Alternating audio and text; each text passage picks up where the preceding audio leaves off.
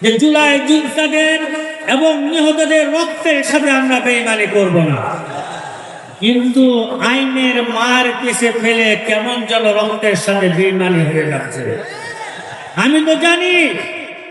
আমি জানি বাংলাদেশে যদি সবচেয়ে বেশি জনপ্রিয় রাষ্ট্রপতি, দেশপ্রেমিক রাষ্ট্রপতি থেকে থাকেন, তিনি হলেন শহীদ জিয়াউর রহমান। আমি এটাও ভালো করে জানি বাংলাদেশের সবচেয়ে জনপ্রিয় প্রধানমন্ত্রী, দেশপ্রেমিক প্রধানমন্ত্রী থেকে থাকেন, তিনি হলেন মরহুম বেগম খালেদা জিয়া। সেই জিয়াউর রহমান সাহেবের সন্তান, সেই বেগম জিয়ার সন্তান বর্তমান প্রধানমন্ত্রী। তিনি তার মা বাবা যেমন আদর্শবান ছিলেন, জনগণের সাথে তাদের ওয়াদা ছিল, জনগণ বান্ধব নেতা ছিলেন, বর্তমান প্রধানমন্ত্রীও তেমনটাই হবে।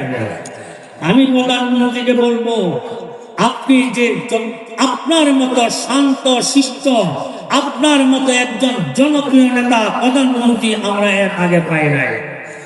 এমনকি আমাদের বিরোধী দলের নেতা আছেন, তার মতো বিরোধী দলীয় নম্র নেতা আমরা সংসদে পাই নাই। আমি মনে করি আপনার ডাইনে বামে যারা আছেন তাদের পরামর্শ না নিয়ে আপনি সংসদীয় নেতা এবং বিরোধী দলের নেতা আপনারা বসে এই জুলাই সনদ কিভাবে বাস্তবায়ন করা যায় তার বাস্তব পদক্ষেপ আপনি গ্রহণ করবেন। আপনি কখনোই এই দেশের সাথে বেঈমানি করতে পারেন না, আপনি কখনোই জুলাই যোদ্ধাদের সাথে বেঈমানি করতে পারেন না। আল্লাহর কোন নিয়ামতকে আপনি গুনবেন, কোন নিয়ামতকে অস্বীকার করতে পারবেন না।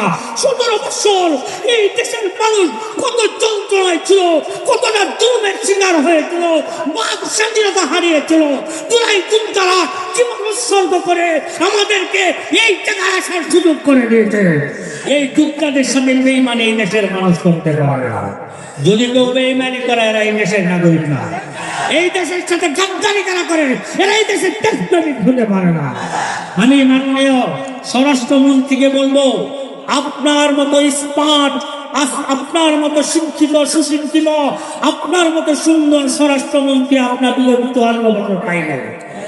আপনি যদি ইচ্ছা করেন 2 দলের 2 সংসদীয় এবং বিরোধী দলের নেতাকে নিয়ে আমরা যা চাচ্ছি তা বাস্তবায়ন, আপনার নিয়োগ যদি সহিষ্ণুতা হয়, আর কোনো আন্দোলনের প্রয়োজন পড়বে না।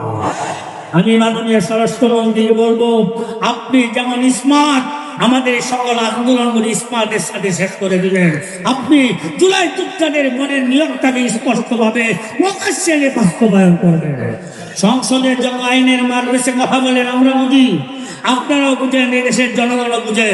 আইনের মারপেচ আমরা দেখতে চাই না, আমরা বাস্তবায়ন দেখতে চাই।